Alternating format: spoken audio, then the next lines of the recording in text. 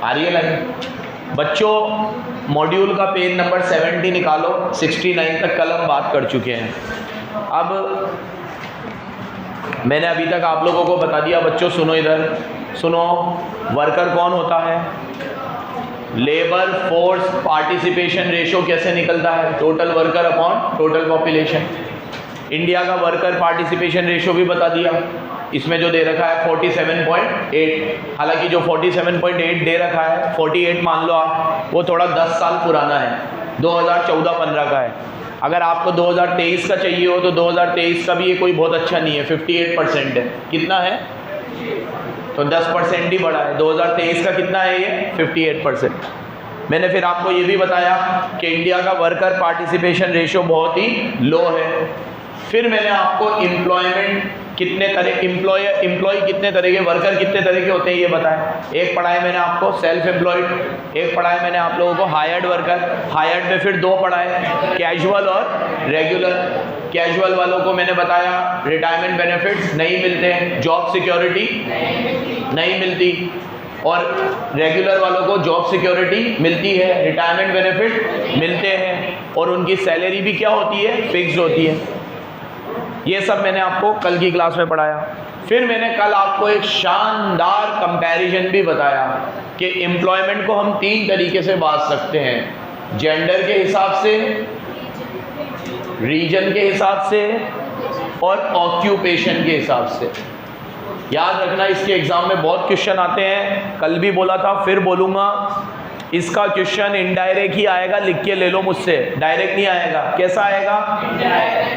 Gender के हिसाब से आपको कौन सी रामायण गानी है? मेल और फीमेल। रीजन के हिसाब से रूरल और अर्बन, और ऑक्यूपेशन के हिसाब से प्राइमरी, सेकेंडरी और टर्शरी।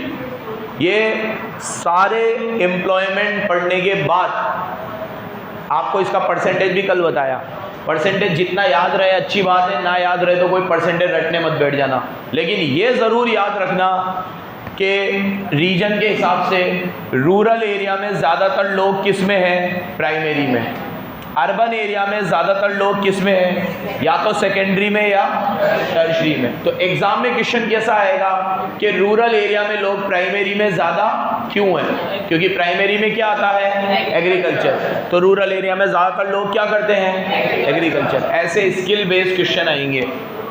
फिर अगर मैं आपसे पूछूं कि फीमेल जॉब में कम क्यों है, रेगुलर एम्प्लॉयमेंट में फीमेल कम है और कैजुअल एम्प्लॉयमेंट में ज़्यादा है, क्योंकि फीमेल के लिए जॉब अपॉर्चुनिटीज़ कम है। ऐसे कुछ पॉइंट्स मैंने आपको कल बताए। ये अभी तक इस चैप्टर का लेखा जोखा। अब आप जैसे ही पेज नंबर 70 खोलोगे तो कुछ क्वेश्चन आपके एग्जाम में आ चुके हैं, वो मैंने दे रखे हैं, और जो आंसर उसके CBSE ने दिए हैं वो भी दे रखे हैं। देखो एक क्वेश्चन आया, why the bulk of our work force is rural based, कि क्यों हमारी why bulk of our work force is rural based, हमारी वर्क फोर्स ज़्यादातर रूरल एरिया में क्यों रहती है? क्योंकि हमारी पॉपुलेशन ही ज़्यादातर रूरल एरिया में है।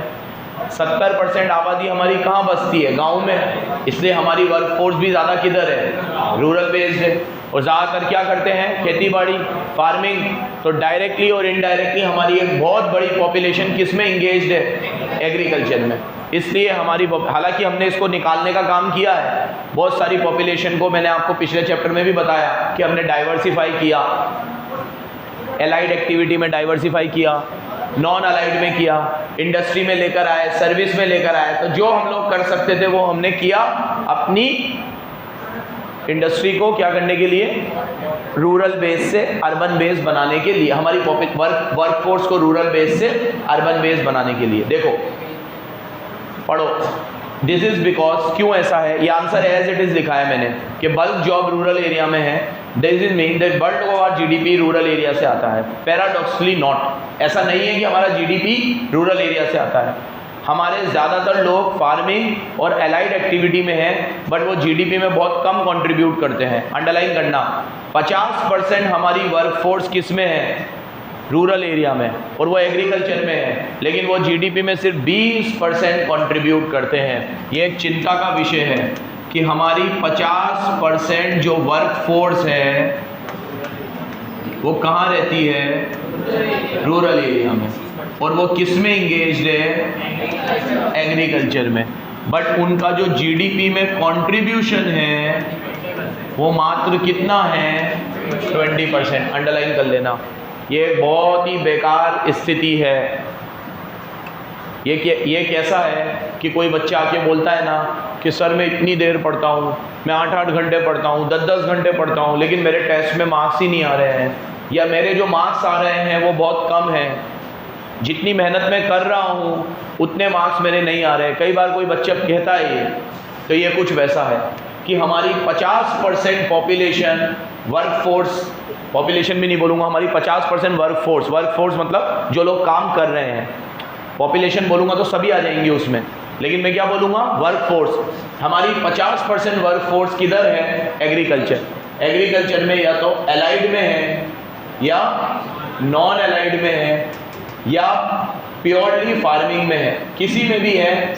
लेकिन वो 50% लोग कंट्रीब्यूट कितना कर रहे हैं? सिर्फ 20%। और अर्बन एरिया में जो लोग हैं वो भी 50 ही है। अगर 50 रूरल में तो 50 अर्बन में। वो 50% कितना कंट्रीब्यूट कर रहे हैं? 80%। क्योंकि हमारा मेजर जीडीपी का कंट्रीब्यूशन सर्विस सेक्टर से आता है, एग्रीकल्चर से नहीं आता। कहाँ से आता है? एक क्वेश्चन और आया है एग्जाम में, इसकी बात मैं पिछले 2 चैप्टर में कर चुका हूँ, बार बार नहीं करना चाहूँगा। Why percentage of female worker is low in India? क्यों हमारा फीमेल वर्कर का परसेंटेज लो है and lower still in urban areas? और अर्बन एरियाज में भी ये लो ही, रूरल में तो है ही।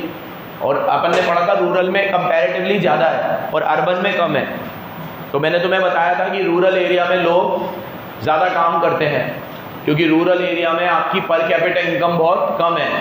तो एक मेल मेंबर की अर्निंग से पूरा घर नहीं चल सकता, तो रूरल एरिया में फीमेल मेंबर भी काम करते हैं, ये बताई थी पिछली क्लास में। और रूरल अर्बन एरिया में फीमेल का पार्टिसिपेशन कम है as compare to rural area. जबकि हमें क्या लगता होगा कि अर्बन एरिया में ज़्यादा लड़कियां काम करती है, अर्बन एरिया है तो मॉडर्न होगा, मॉडर्न सोच होगी, लड़कियों को अपॉर्चुनिटी मिलती है, जॉब भी करती है। तो हमें आधा सच पता है, हमें उतना ही पता है जितना हमें दिखता है। हम हर चीज़ की नॉलेज कैसे लेते हैं? हमारी सराउंडिंग से। हमें जो दिख रहा है हमें वही सच लगता है, ठीक है। हम ज़्यादा पढ़ने की कोशिश नहीं करते, ज़्यादा डीप नहीं जाते। जब हम डीप जाएँ तो हमें पता चले कि रूरल एरियाज़ में फ़ीमेल ज़्यादा काम करती है as compare to urban area. ये तुम्हें अभी 2 दिन से ये चैप्टर पढ़ा तो तुम्हें ये आई एम श्योर कि 2 दिन में ये चीज़ पता चली होगी। नहीं तो पहले तुम्हारा परसेप्शन क्या होगा कि अर्बन एरिया में लड़कियां ज़्यादा काम करती है रूरल एरिया में, क्योंकि तुम किस नज़रिए से सोच रहे होंगे कि अर्बन एरिया में जो गर्ल्स हैं वो एजुकेशन प्रॉपर लेती होंगी, अपॉर्चुनिटी ज़्यादा होंगी। और हमें आसपास दिखता भी है कि देखो सर ये मॉल है, ये है, यहाँ पे फीमेल काम कर रही है, बैंकों में हमें दिख रहा है सर काम कर रही है, ठीक है, वो सही बात है। टीचिंग में है, बहुत सारी अकाउंटेंट है, ये है, डॉक्टर्स है, ये सब गांव में थोड़ी ना होंगे सर। तो भैया मैंने पहले दिन ही बोल दिया था, वर्कर में सिर्फ फिजिकल वर्क और नहीं आएगा, सिर्फ मेंटल वर्क नहीं आएगा। वर्कर मतलब हर वो बंदा जो यहाँ काम करने वालों की बात हो रही है। हम सिर्फ एलाइड ग्रुप को देखते हैं, हमें लगता है जो एलाइड ग्रुप में काम कर रहा है वही काम है बस। जो बैंकों में जॉब कर रही है लड़कियाँ, सर देखो ना कितनी सारी है, देखो सर टीचिंग में भी है, इसमें भी है। भैया ये तो बहुत लोअर परसेंटेज है, गांव में तो हर कोई ही कर रहा है। वो भले बैंक में नहीं कर रहा, कुछ भी नहीं कर रहा, भले एक गर्ल, ठीक है, एक फीमेल वर्कर कंस्ट्रक्शन साइट पे ही काम कर रही है, लेकिन गांव में वो काम कर रही है। तुम्हें अर्बन एरिया में कितना कंस्ट्रक्शन साइट में मिलेगा फीमेल वर्कर? वहाँ तो फीमेल वर्कर वहाँ भी काम कर रही है, और हर जगह ही मेड भी है, ठीक है। तो हर तरह का, क्योंकि वहाँ पे मैक्सिमम फीमेल काम कर रही है to support their family income, to support their. देखो लिखा हुआ है यहाँ पे, पढ़ो। फीमेल एजुकेशन इंडिया में अभी भी बहुत लो है, जॉब अपॉर्चुनिटी बहुत कम है। पहला, फीमेल एजुकेशन अपन ने बात करी थी। Number 2, among most families in urban areas, job work for women is still governed by family decisions rather than individual decision। ये भी बात हुई थी कि अगर कोई लड़की बाहर काम करेगी कि नहीं करेगी, ये डिपेंड करेगा कि उन्हें शादी के बाद काम करने दिया जाएगा कि ये फैमिली डिसीजन है, इंडिविजुअल डिसीजन ये अपन ने बात करी थी, सोशल बैकवर्डनेस अभी भी है। फिर higher employment among women in rural areas because of rural poverty. गांव में ज़्यादा काम क्यों कर रहे हैं? पॉवर्टी की वजह से। देखो अंडरलाइन करो, female worker in rural areas engage in low paid less productive just to add their family income. वो सिर्फ अपनी फैमिली को क्या कर रहे हैं? सपोर्ट। तो भैया रूरल एरिया में ज़्यादा लड़कियां क्यों काम कर रही है? क्योंकि उन्हें अपनी फैमिली इनकम को सपोर्ट करना है, और उसके लिए अगर उन्हें सैलरी कम भी मिलती है, उनकी प्रोडक्टिविटी कम भी है, then also they are working, क्योंकि दे आर लाइक कि घर पे बैठ के भी क्या कर रहे हैं, घर का सारा काम निपटा लिया, 2-2.5 घंटे में सब हो गया, अब जो है फार्म पे चले गए, हस्बैंड का फार्म है, हस्बैंड वहाँ मेहनत कर रहा है, तो गर्ल भी, फीमेल मेंबर भी वहीं चला गया, वो भी काम कर रहा है, तो अपन इसको एम्प्लॉयमेंट तो बोलेंगे because they are working, but उनकी प्रोडक्टिविटी कितनी है, उनकी इनकम कितनी है, इसकी तो बात ही नहीं हो रही, बट वी आर सेइंग कि दे आर वर्किंग। तो इसीलिए रूरल एरिया में एम्प्लॉयमेंट फीमेल का ज़्यादा है as compare to urban area. तो एक तो एजुकेशन वाला पॉइंट याद रखना, फैमिली इनकम याद रखना, जॉब अपॉर्चुनिटी याद रखना, ठीक है, कि आज भी फीमेल के लिए उतनी जॉब अपॉर्चुनिटी नहीं है जितनी किसके लिए है? मेल के लिए। देखो बेटा, एक्सेप्शंस आर ऑलवेज देयर। कुछ ऐसी भी जॉब है जो सिर्फ फीमेल के लिए रिजर्व है, जैसे पायलट, अरे एयर होस्टेस, सॉरी, ठीक है, वो तुम्हें मेल में ही मिलेंगे, ठीक है, बट ऐसी जॉब बहुत कम है, बहुत कम, जहाँ पे सिर्फ रिजर्वेशन किसके लिए है? फीमेल के लिए, बहुत कम है। चलो आगे आ जाओ। Growth and changing structure of employment. ये ग्रोथ एंड चेंजिंग, अभी ये जो एम्प्लॉयमेंट का इंडिया में स्ट्रक्चर है वो किस तरीके से चेंज हुआ है, इसमें मैं तुम्हें 2-3 टॉपिक पढ़ाऊंगा। एक तो मैं तुम्हें पढ़ाऊंगा जॉबलेस ग्रोथ के बारे में, इसमें से भी बहुत क्वेश्चन आते हैं। एक मैं तुम्हें पढ़ाऊंगा कैजुअलाइजेशन के बारे में, कैजुअलाइजेशन, ठीक है, और एक मैं तुम्हें पढ़ाऊंगा फॉर्मल एंड इनफॉर्मल सेक्टर के बारे में, फॉर्मल एंड इनफॉर्मल सेक्टर के बारे में पढ़ाऊंगा मैं तुम्हें, ठीक है, बराबर से सुनते जाना। देखो सबसे पहले जॉबलेस ग्रोथ क्या है, देखो इधर पहले भी इसका नाम आया था, कहाँ आया था? जब मैंने एलपीजी पढ़ाया था, तो मैंने तुम्हें एलपीजी में कहा था कि एलपीजी के कुछ पॉजिटिव भी थे, बहुत सारे पॉजिटिव थे, लेकिन कुछ नेगेटिव भी थे। तो एलपीजी का एक नेगेटिव पॉइंट मैंने तुम्हें ये बताया था कि एलपीजी की वजह से इंडिया में बहुत सारी मल्टीनेशनल कंपनी आई, और वो मल्टीनेशनल कंपनियों ने क्या किया? ज़्यादा काम मशीनों से करवाया और लेबर से कम करवाया। जब आप ज़्यादा काम मशीनों से कराओगे और लेबर से कम काम कराओगे तो उससे जीडीपी तो बढ़ेगा लेकिन एम्प्लॉयमेंट अपॉर्चुनिटी नहीं बढ़ेगी। जीडीपी बढ़ेगा लेकिन एम्प्लॉयमेंट अपॉर्चुनिटी, उसे जॉबलेस ग्रोथ बोलते हैं। क्या बोलते हैं? पढ़ो। Jobless growth means when GDP rises, ठीक है, इकोनॉमिक ग्रोथ कब होती है? जब जीडीपी बढ़ता है। तो increase in the level of output is achieved by through two ways, through greater employment and through better technology. Now in poor countries like India, when there is staggering unemployment, economic growth become meaningful only when it is associated with great opportunity of employment, so that poverty is combated.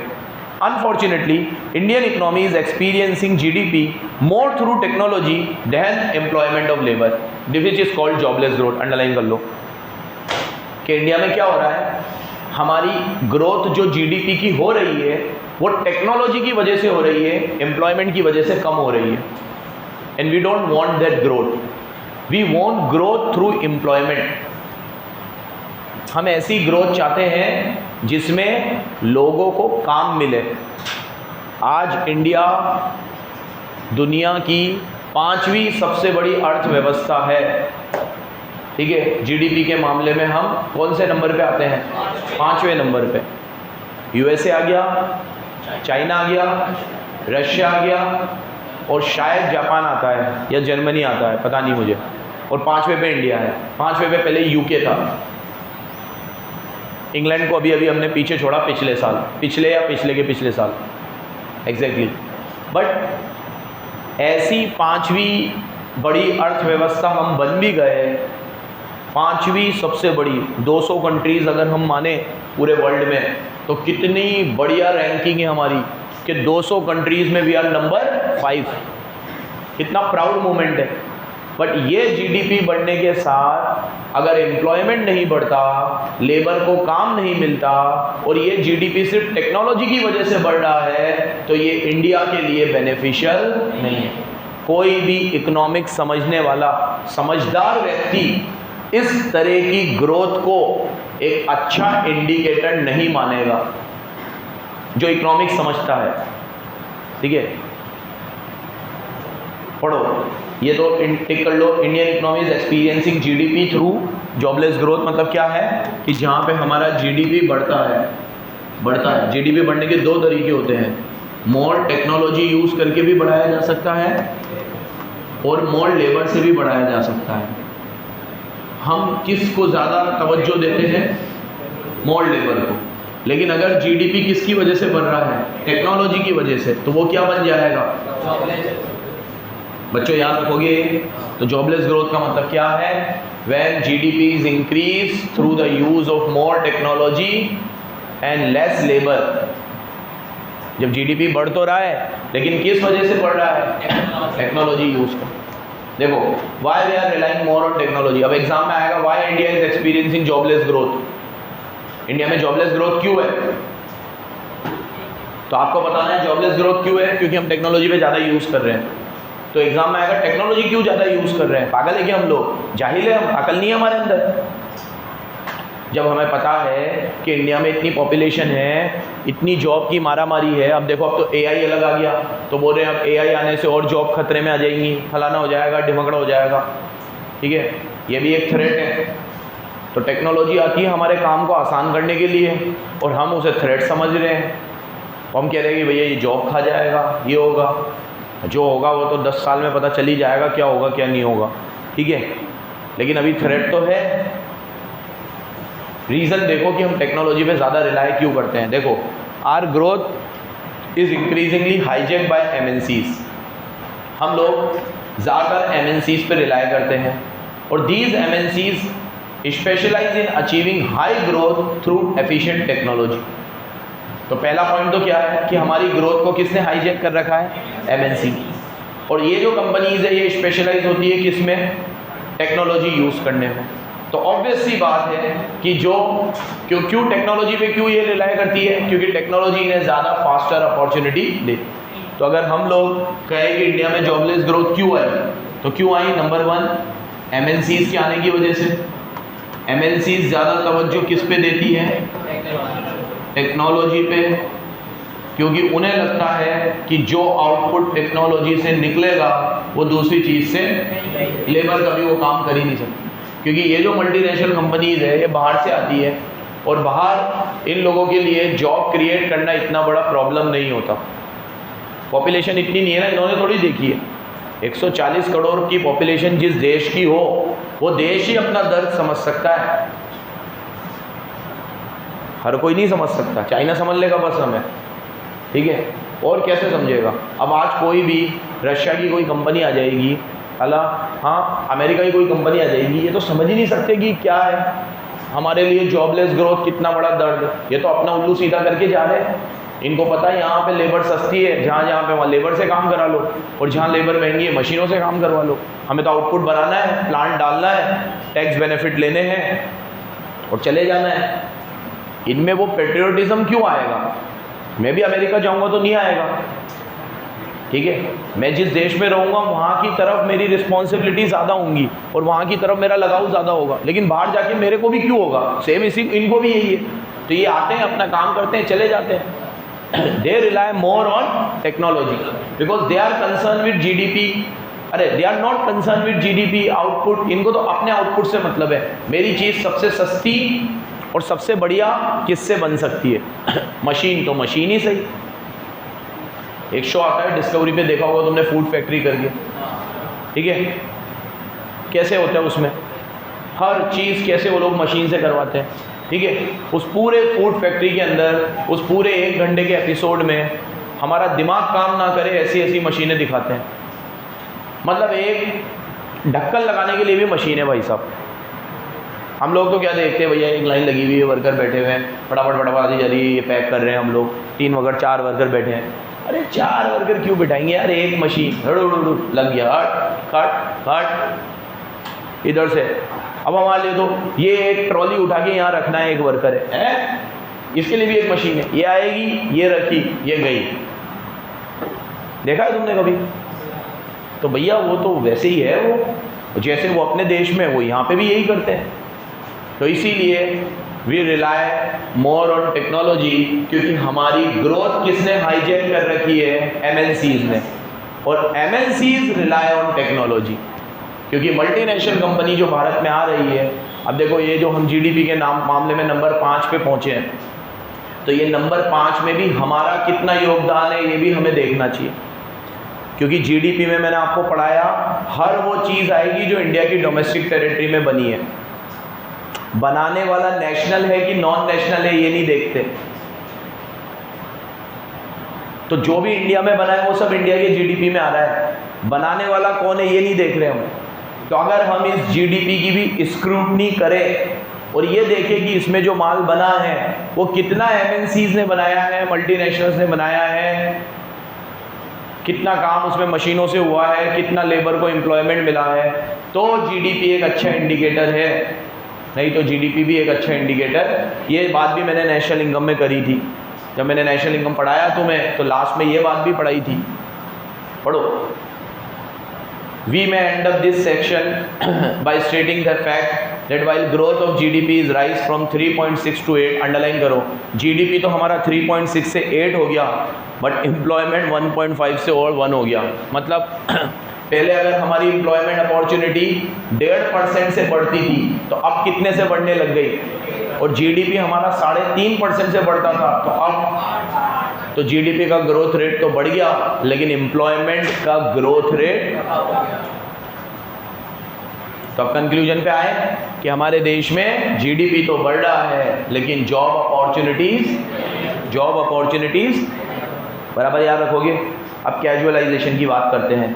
Casualisation क्या है? देखो, primary sector का जो role था वो 74 से 47 हो गया, तो लोगों ने अपनी फार्म एक्टिविटीज़ को नॉन फार्म में शिफ्ट कर दिया। फार्म से किस पे आ गए हम? नॉन फार्म से। मतलब हम लोग जल्दी जल्दी प्राइमरी सेक्टर से किस पे आ गए? सेकेंडरी सेक्टर पे या टर्शरी पे। कम हो गया। अब इस सेक्टर में सेकेंडरी सेक्टर 11 से 22 हुआ और टर्शरी सेक्टर 15 से 31 हुआ। तो अब अंडरलाइन करना, the portion of self employment and regular salaried employment has decline and casual worker has increased. This process is called casualization of workforce. It means self-employed worker in rural areas work on field because they do not get non-farm jobs and migrate to urban areas where they often get casual workers even when skilled workers are struggling to find jobs. इसे casualisation बोलते हैं। बराबर से सुनना, जब हमने agriculture से अपनी वर्कफोर्स को निकाला और उन्हें दूसरी जॉब में लगाया, तो वो लोग रूरल एरिया से जॉब की तलाश में अर्बन एरिया में आए। तो अर्बन एरिया में उन्हें स्किल्ड वर्क तो मिला नहीं, क्योंकि क्वालिफिकेशन थी नहीं, नॉलेज थी नहीं, तो कैजुअल वर्क मिल गया। कैजुअल वर्क मतलब क्या कि भैया ये आज यहाँ दिन भर की दिहाड़ी के काम कर ले, 400 रुपये रोज़ के ले ले, ठीक है। यहाँ पे कहीं चौकीदारी कर ली, कहीं ये कर लिया, कहीं वो कर लिया। कोई कंस्ट्रक्शन साइट पे काम चल रहा था, 20 दिन का काम था, 20 दिन वहाँ काम कर लिया। ये अभी अपन यहाँ गुमानपुरा में जाते हैं, यहाँ गाड़ी खड़ी करो, पूरे घेर लेंगे तुम्हें आके। ये सब कैजुअल वर्कर है। घर खाली कराना है, ये सामान इधर से उधर रखना है, ये है छोटा मोटा कोई दूसरा काम है ये। तो इंडिया में एक बहुत बड़ा पॉपुलेशन कैजुअलाइजेशन की तरफ शिफ्ट हो रहा है। परसेंटेज इसकी गवाही दे रहा है। कितना है परसेंटेज कैजुअलाइजेशन का? देखो 23 से 30 पे हो गया कैजुअलाइजेशन। 23 से कितना हो गया? 30। बाकी सब कम हुआ है, कैजुअलाइजेशन बढ़ा है। अंडरलाइन कर ही लिया होगा तुमने। ये 23 से कितना हो गया? 30। जबकि जो रेगुलर एम्प्लॉयमेंट है वो भी कम हुआ है, सेल्फ एम्प्लॉयमेंट भी क्या हुआ है? कम हुआ है, और कैजुअल एम्प्लॉयमेंट तेज़ी से बढ़ा है। तो ये कोई अच्छे संकेत नहीं है। इसका क्या मतलब है कि जिसके पास स्किल्ड वर्क नहीं है, नॉलेज नहीं है, वो फिर किसकी तरफ चला जाता है? कैजुअलाइजेशन की तरफ। और इंडिया में ये कैजुअलाइजेशन एक अच्छी खासे परसेंटेज में देखने को मिला।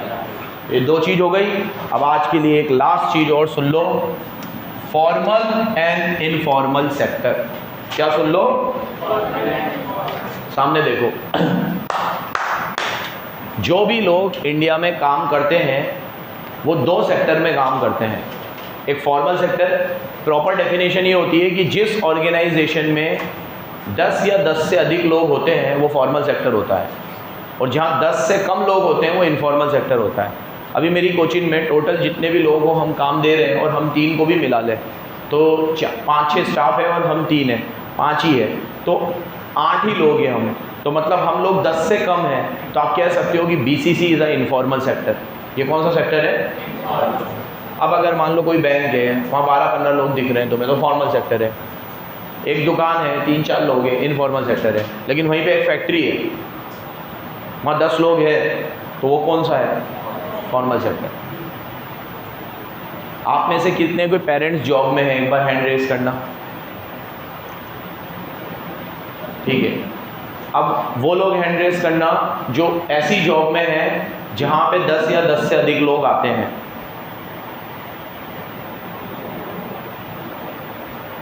ठीक है, तो आपके पेरेंट्स जहाँ काम कर रहे हैं वो एक फॉर्मल सेक्टर हुआ। अब ऐसे लोग हैंड रेज करो जिनकी खुद की शॉप है और उनकी शॉप पे वो कम से कम 10 लोगों को रोजगार देते हैं, खुद की ही दुकान पे। तो ये भी फॉर्मल सेक्टर हुआ। ठीक है, तो अभी इस डेटा से ये पता चल रहा है कि इनफॉर्मल सेक्टर ज़्यादा है इस क्लासरूम में, फॉर्मल कम है। 3-4 हाथ खड़े हुए जॉब वालों के, और एक ही हाथ खड़ा हुआ जिसकी खुद की दुकान पे 10 लोगों को काम दिया जा रहा हो, तो 5 ही लोग हुए। यही हालत इंडिया की भी है। इंडिया का 90% वर्कफोर्स इनफॉर्मल सेक्टर में काम करता है और 10% वर्कफोर्स फॉर्मल में काम करता है। तो इंडिया की इकोनॉमी को इनफॉर्मल सेक्टर चलाता है, ना कि फॉर्मल सेक्टर। इसीलिए सरकार को भी इनफॉर्मल सेक्टर का बहुत ध्यान रखना चाहिए। हमारी अर्थव्यवस्था, मनमोहन सिंह ने एक बार कहा था अपने एक किसी, मेरे को उनको कोई कॉन्क्लेव याद आ रहा है, उसमें उन्होंने ये बात बोली थी कि इंडियन इकोनॉमी इनफॉर्मल सेक्टर से चलती है। इंडियन इकोनॉमी अंबानी अडानी से नहीं चलती है। ठीक है, अंबानी जी कितने महीने में शादी करेंगे अपने लड़के की, उससे देश को कोई फ़र्क नहीं पड़ता, ना पड़ना चाहिए। ठीक है, ये लोग इतना बड़ा एम्प्लॉयमेंट जनरेट नहीं कर रहे, एम्प्लॉयमेंट जनरेट कर रहे हैं हम जैसे छोटे लोग, जहाँ 5 लोग काम कर रहे हैं, 7 लोग काम कर रहे हैं, 2 लोग काम कर रहे हैं, 3 लोग काम कर रहे हैं। एक छोटी सी दुकान है, वहाँ पे भी 2 लोग काम कर रहे हैं। एक वो दूसरे को रोज़गार दे रहा है, एक तीसरे को रोज़गार दे रहा है। इससे इंडिया चलता है। इंडिया फॉर्मल सेक्टर से नहीं चलता। इंडियन इकोनॉमी किससे चलती है? इनफॉर्मल सेक्टर से। और अनफॉर्चुनेटली इसी इनफॉर्मल सेक्टर को सारी परेशानियाँ झेलनी पड़ती है। ठीक है, कोई भी तरह की चीज़ आए तो इनके ऊपर पहले गाज गिरेगी।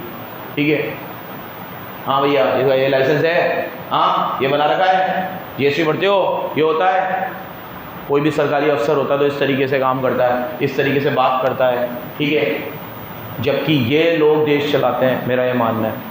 ठीक है, ये इनफॉर्मल सेक्टर अगर टूटेगा, जब कोविड में ये इनफॉर्मल सेक्टर टूटा तो हमारी इकोनॉमी की ग्रोथ रेट -25% चली गई। और जहाँ लॉकडाउन खुला, दुकानें खुली, तो सबसे तेज़ अगर किसी देश ने तरक्की करी पूरे वर्ल्ड में तो वो इंडिया ने करी, just because of our informal sector. ठीक है, कंपनियां तो बंदी थी, ये थोड़ी खुले थे, दुकानें खुली थी, और दुकानें खुली तो जान में जान आई। तो इंडिया चलता है किससे? इनफॉर्मल सेक्टर से। पढ़ो अब इसके बारे में। Indian economy is divided in formal and informal. Underline करो। फॉर्मल सेक्टर मीन्स, बोलो मेरे साथ, all those public sector enterprise और private sector enterprise who employ 10 और मोर हायर्ड वर्कर। बोलो।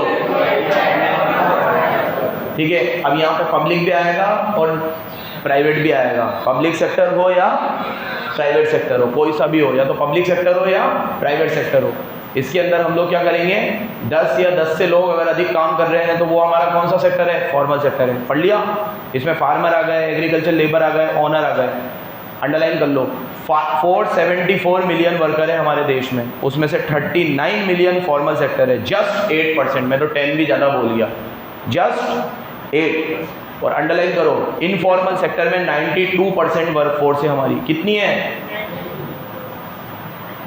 इनफॉर्मल सेक्टर को कुछ भी नहीं मिलता।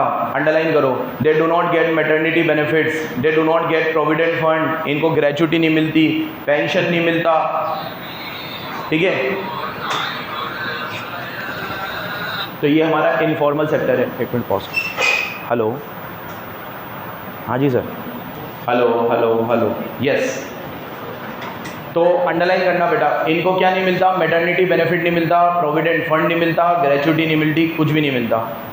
गवर्नमेंट ने अभी एक नेशनल कमीशन बनाया है और देखो एक कानून लाने की सोच रही है सरकार इनफॉर्मल सेक्टर के लिए। जैसे इनफॉर्मल सेक्टर में किसी की मौत हो गई है ना, तो कोई ग्रेचुटी नहीं है, कोई प्रोविडेंट फंड नहीं है। इनफॉर्मल सेक्टर में कोई रिटायर हो गया, आज मैं किसी दुकान में 25 साल से काम कर रहा हूँ, ठीक है, अब मैं काम नहीं कर पाऊँगा, तो 25 साल बाद मैं रिटायर हो गया, तो मैंने उस दुकान को 25 साल दिए, मुझे क्या मिला? अब यही 25 साल में सरकारी नौकरी में होता तो मुझे बेनिफिट मिलते, लेकिन यहाँ तो कुछ भी नहीं मिलेगा। यहाँ तो गवर्नमेंट को गिनती भी नहीं पता इनफॉर्मल सेक्टर में कितने लोग हैं, गिनती भी नहीं पता, गिनती भी, ये भी सब एक रफ डेटा है। तो सरकार एक कानून लाने की सोच रही है जिसमें हम इनफॉर्मल सेक्टर के लिए कुछ कर सके, और मेरा ये मानना है ये कानून नीड ऑफ द आवर है, क्योंकि जो इनफॉर्मल सेक्टर हमारे देश की रीढ़ की हड्डी है, इनफॉर्मल सेक्टर से ही इकनॉमी चलती है, तो हमें इसके लिए सोचना चाहिए। फॉर्मल सेक्टर में तो कानून बना हुआ है, वर्कर से इतने घंटे काम कराओगे, ये करोगे, वो करोगे। इनफॉर्मल सेक्टर में कोई कानून नहीं है, तो इनफॉर्मल सेक्टर का भी एक क्या बनना चाहिए? लॉ बनना चाहिए। एक इसको मैंने डिफरेंस बिटवीन में भी दे रखा है, ये रीड कर लो। ये ऑर्गेनाइज है, ये अनऑर्गेनाइज है। गवर्नमेंट इनको प्रोटेक्ट करती है लेबर लॉ बना के, यहाँ पे कोई प्रोटेक्शन नहीं है, कोई ट्रेड यूनियन नहीं है। यहाँ पे सोशल सिक्योरिटी के बेनिफिट मिलते हैं, पेंशन वगैरह, यहाँ ऐसे कोई बेनिफिट नहीं मिलते। समझ गए बराबर? धन्यवाद।